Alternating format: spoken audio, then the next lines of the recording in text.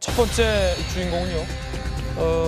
박나래 씨입니다. 박나래 씨 집에 이 절도범이 들었는데요.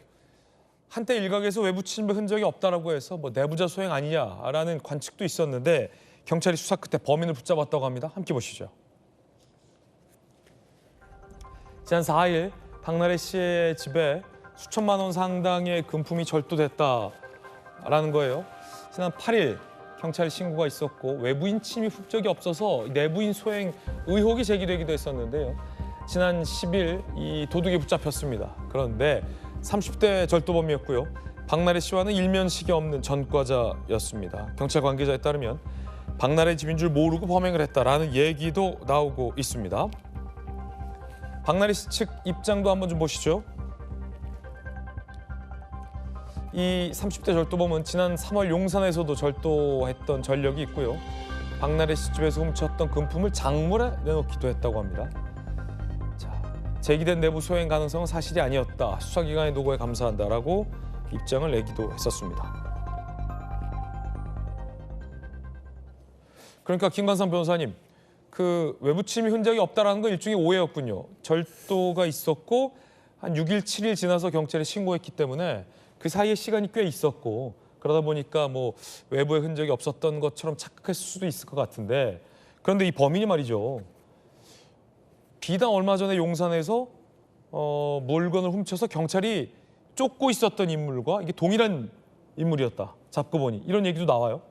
근데 이제 이 사건에 대해서 왜 단순 절도인데도 이렇게 인터넷에 뜨겁게 이게 달구어졌을까? 이제 그 부분은 이런 거예요. 박나래 씨가 어떻게 보면 예능에 있어서는 뭐 절대 강자 아닙니까?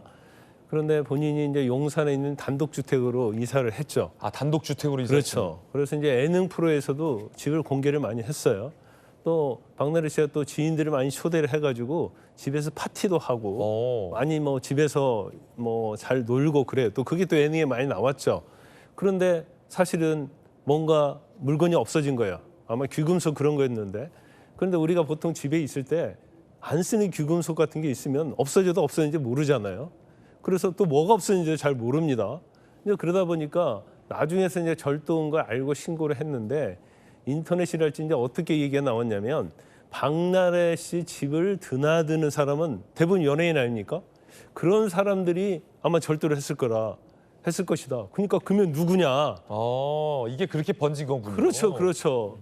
그래가지고 논란이 계속 된 거예요. 근데 그 결과적으로 이제 경찰이 조사를 했는데 처음에는 외부 침입 흔적이 없다. 그리고 훔치간 물건이 무엇인지 잘 모른다. 그러니까 더 이제 의혹이 있는 거죠. 예. 그러면 경우에 따라서는 그러면 내부 소행이면 거기에 드나든 연예인이 누구야? 이러다 보니까 이게 사실은 일파만파 좀 문제가 됐던 것이고. 근데 결과적으로 이제 40대 전과자가 지금 잡혔고요.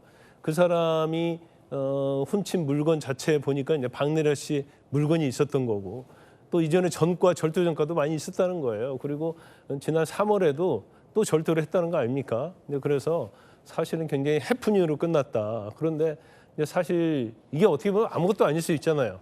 근데 연예인의 어떤 이 어떻게 보면 절도 피해자인데 오히려 여기에 또 2차를 가해를 하는 이런 상황이 되는 거예요. 그래서 이런 일이 뭐 정말 일어나면 안 되는데 워낙 유명하다 보니까 이제 많은 사람들이 관심을 갖고 또 경우에 따라서는 이제 악플을 달면서 이제 2차 가해를 하는 이제 그런 일이 일어나고 있는 겁니다. 예.